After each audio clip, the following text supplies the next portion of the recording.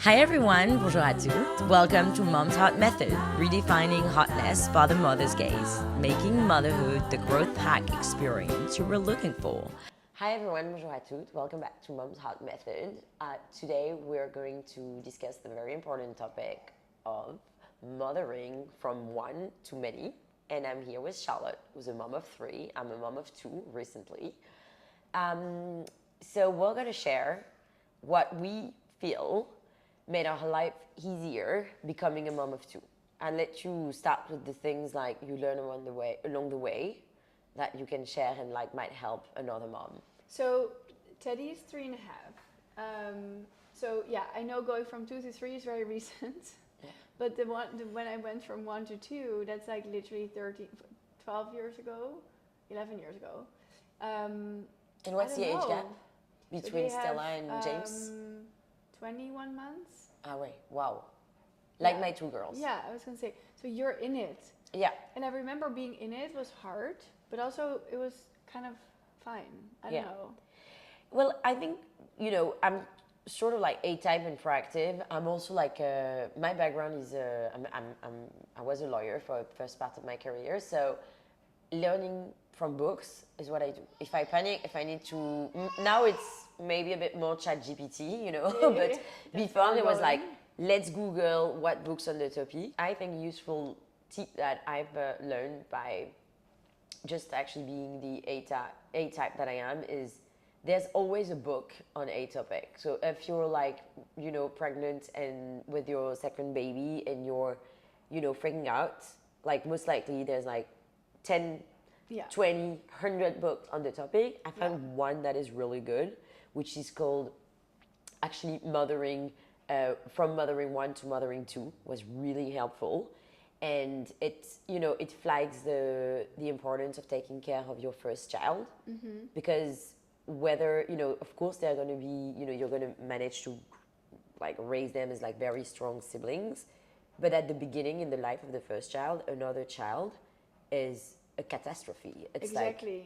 hard. I agree, and I share that with you. I didn't read that anywhere, but I felt I needed to do that for James.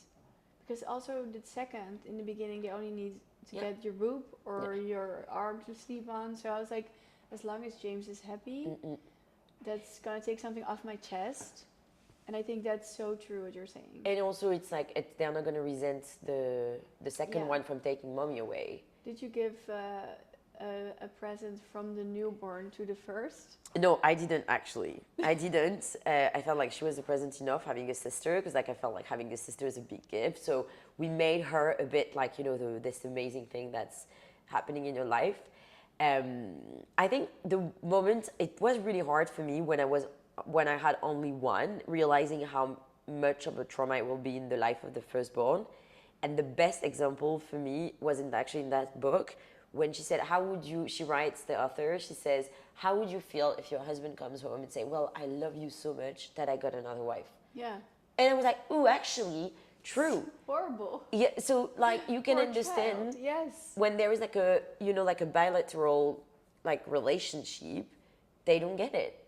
So no, it's so true. It's so true. It's funny because I've also, now things come back. Actually, we did do the gift thing because someone else just had another, same situation. They're like, oh yeah, we brought a cute book and it's fine. Meanwhile, in the hospital, so James is like a little over a year, like, what is it? Like 19, anyway, he was a little one. The only thing he cared of was all the cabinets in the hospital room. He was opening, shutting everything. The baby started to cry because he was so loud. He did not even care, of course, about what was there. He didn't understand. He didn't even like the gift because he didn't care. He would just open cabinets.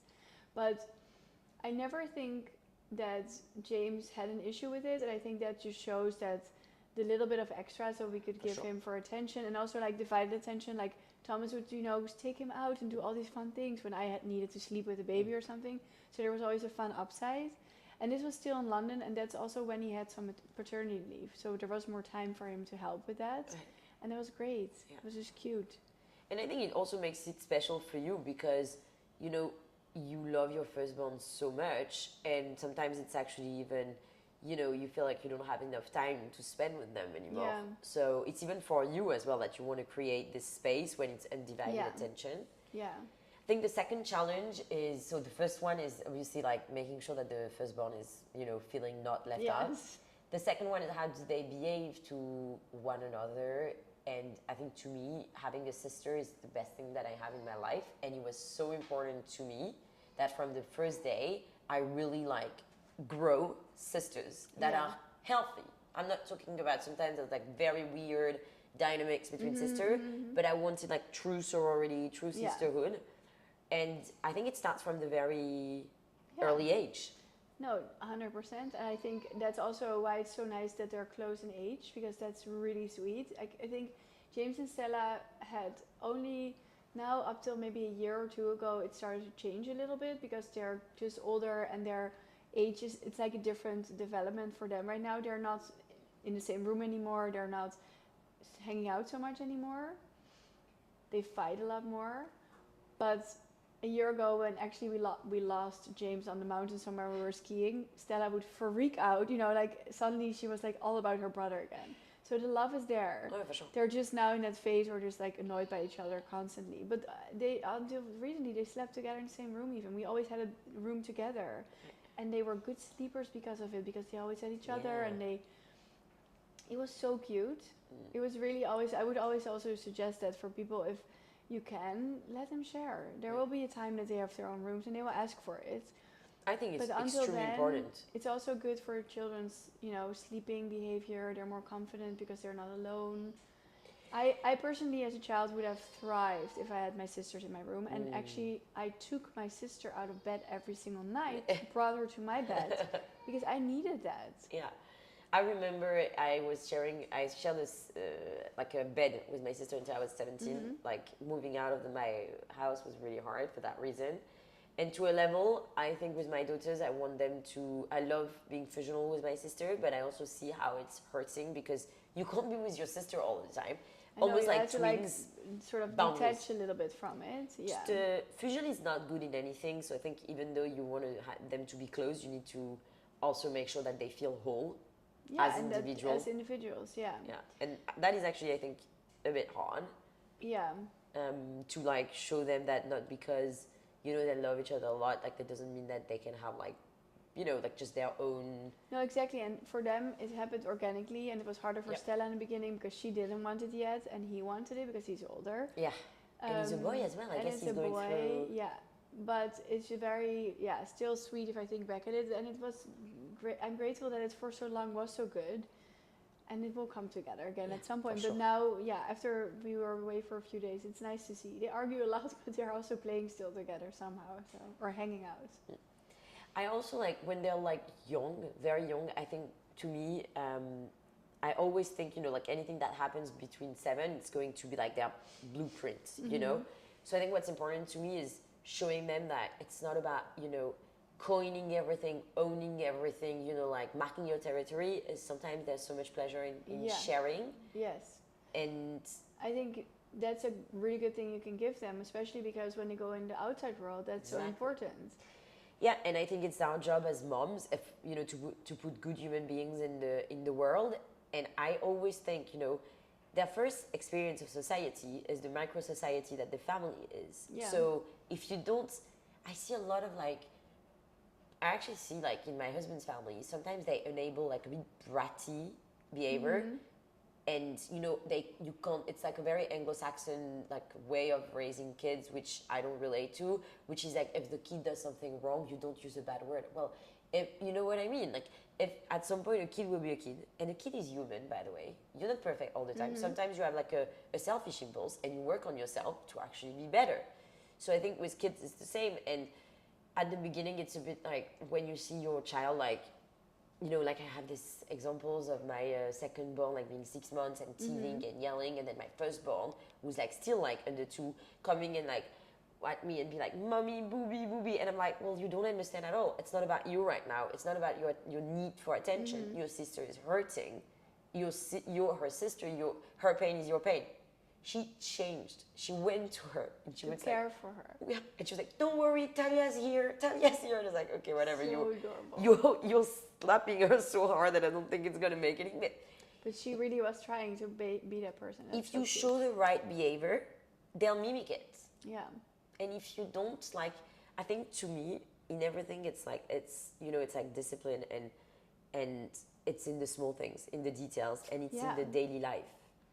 Like, no, and I think it is good as parents that you emphasize on it, because I've come from more of an age gap. I was much older than my two sisters.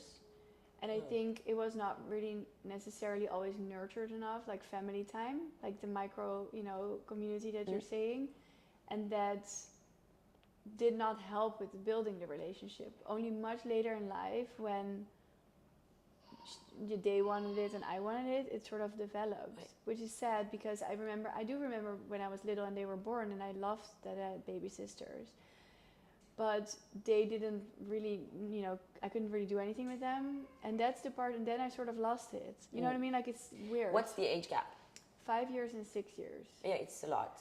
Yeah, it's difficult, and especially actually. because I was the only one. Like, James and Stella and Teddy are also age gap, obviously, but James and Stella are the older ones together, and I feel like it's easier if a little one comes in later, because there's two, you know, to be sort of, and obviously it's my effort that I want them to connect, and I want to go on vacation, even if they're 17 and he's 10, I want to still, whatever, you know, I want to like go together and put that effort, and I think that's also important as parents to do that. And that's something that I think Thomas' parents were really good at, very much in that family, almost to a point where it's maybe too much, in my opinion. But definitely something that we could have benefited from as sisters earlier on in life, and now we're really good. Close enough, I would say, but yeah, it took time. Yeah, but I think anything that happens, like, you know, very strongly when you're a child, then it's in your nature. Yeah. It doesn't mean that you cannot catch up in time, but it's just you're going to have to build it. Yeah, you have to work on that. Yeah. No, but that's where I think it's very good of you also, where you're just building that from scratch. I also think it's my duty, if I'm being honest. No, I feel believe in that. Yeah, and also, like, if she's a good sister, she's going to be a good girlfriend. And if she's a good girlfriend, she's going to be a good wife. And if she's, do you know what I mean? And then she's going to attract. I also believe that you attract, you know, your equal. So because it's what you also accept. Exactly. If you would not, then you would accept bad energy, bad behavior, the wrong people. You would be accepting that people treat you wrong. So it's all coming from these little sources early on in life. I think it is the source of everything. So yeah, just like I think just being aware and being really like looking at your kids and how they behave to one another. Also knowing that the firstborn, when they get a bit like, you know, too strong and like, you know, they want to hug, but really they are choking. There's no bad intention. So I think the most important part is to stay calm, and it doesn't mean that. Yeah, and just tell them, oh, this is so sweet, but it's a little bit too hard. Like, you can do it so good. Yes. But it's difficult. Like, I also have a friend, actually our, like Ricky in London, who was on the podcast. She was explaining, you know, that it stresses her out so much because you're scared that the first and you're worried that maybe if you're not around, that something could happen. Yeah. I understand that. And we also have this type of conversation. Like we often ask each other, but do you do that as well? And I think have this conversation with other mom who are like true friends. You're gonna see that everybody now and then loses their, nerves, and it's okay because we're only human. And when my firstborn now, who's 2.5, always want to cross the street without me holding her hand. Yeah. Like, of course I'm freaking out if there's a car, like, you know, and she's running, and I just think that as much as we can, trying to stay calm and collected, just show them the right example. Yeah. And even for us, at the end of the day, you know. Well, it's a good rule to live by. Yeah. So, you know, you set the example, and for them, ultimately, it's really what they need. And sometimes it's also what you need. I remember being the most impatient person before. Oh, children will teach you patience. And like my husband is like, I can't believe that you're so patient, you're the most impatient. And I said, but you don't understand. At home, with my kids and my husband, I'm not here to win or to score or to... Yeah. I'm there to nurture. You can't hurry that. No, it's so true.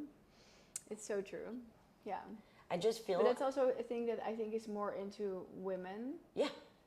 To learn that, to become that sort of more patient person. Because I think that's what Thomas more struggles with, still. For him, I think it's because in the morning, men in the are rush, so rigid. Yeah. So my theory about that, but it's only my theory, is just women were very like flexible, right? We can multitask, we're really Yeah. good. We can go at work and being okay work mode and do and like being super transactional, being working basically in business mode and what I call like more of the war energy, but the nice like the nice like fight energy, but not fight in a bad way. Yeah. And then we can like go home, put into our interior clothes, sweatpants or anything, and just like change. Men that don't have that very easy, No, that's true. they're so rigid. Have you ever been to reformer or to Pilates with your husband? No, but you did, right? Darling, like, you don't understand. He It was will show literally you. rigid. No, men could not are move. stiff. Yeah. And she said he's not even that bad for a man. But No, I but think yeah, I know. I've done things with Thomas in like workout, and for him it's the same. It's like I feel so bad. I'm like, how Same, can you I don't live say like anything. that? Exactly. How can you live with yourself being so stiff? But I think it shows, like they're just like they're less flexible. And they can definitely learn. And also, it's never an excuse to be, like shouting on the kids or whatever, but it's just a frame of reference to understand where they come from. It's just easiest for us.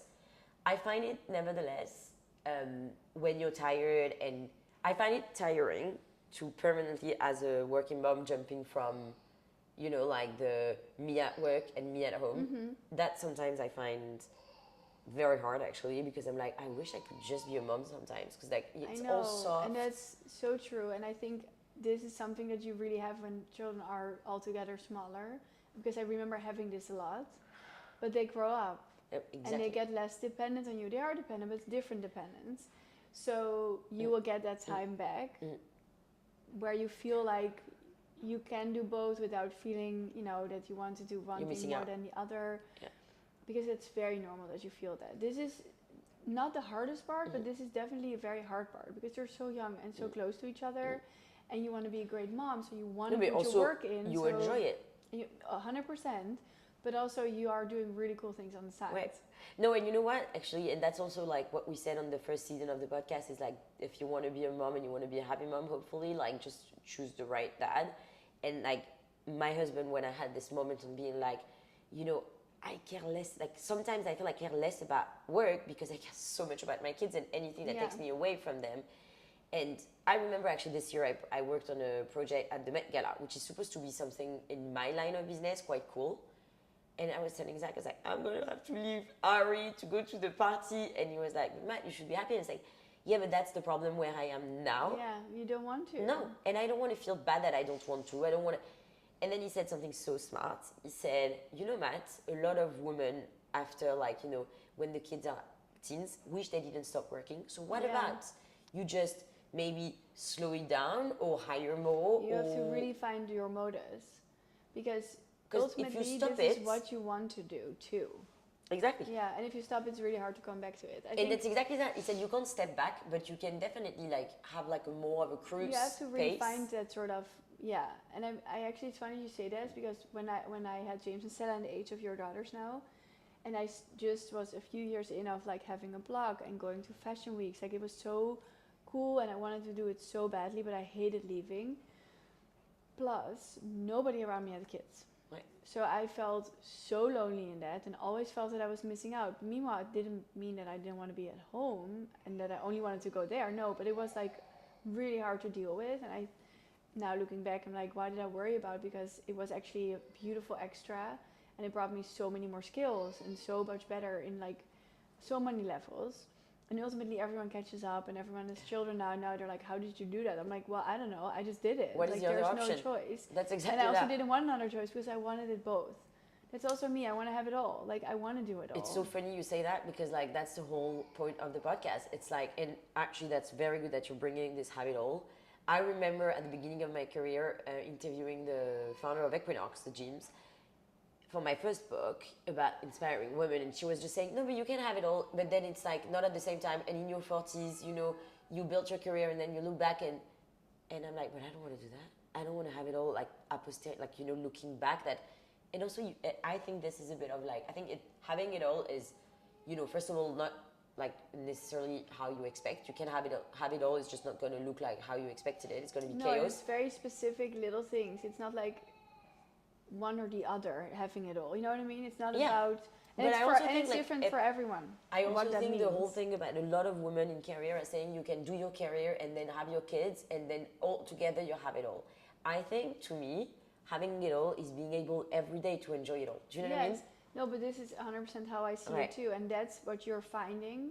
You're in it, you're finding it now, and Right. you're actually noticing that you can do it really well. Right. And I remember finding it, and now looking back, I can be proud of it. And it also made that I wanted another one, that the third, even though it came so much later, because also that's the thing. I always knew that I wanted that third, but we were going back to diapers after Right. being Right. out of it fully, like 10 and 8-year-olds. Right. We were chill. We were like, good. We were like, what are we doing? But we knew that it was something we wanted, and it's amazing.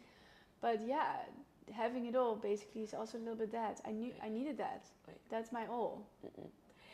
It's actually funny you bring up the age gap because like mothering one to many is actually the questions that everybody asks. How do you manage the age gap? And I think as a conclusion, maybe we could just like we have like a dissimilar and similar experience at the same time.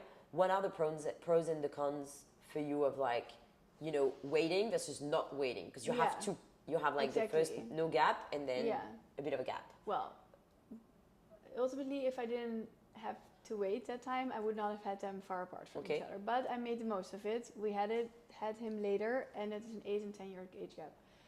I was so worried about it, and sometimes I would say that out loud. But then people around me would be like, "No, I have a brother. He's like 10 years older. We have the best relationship." I was like, "Really? Tell me."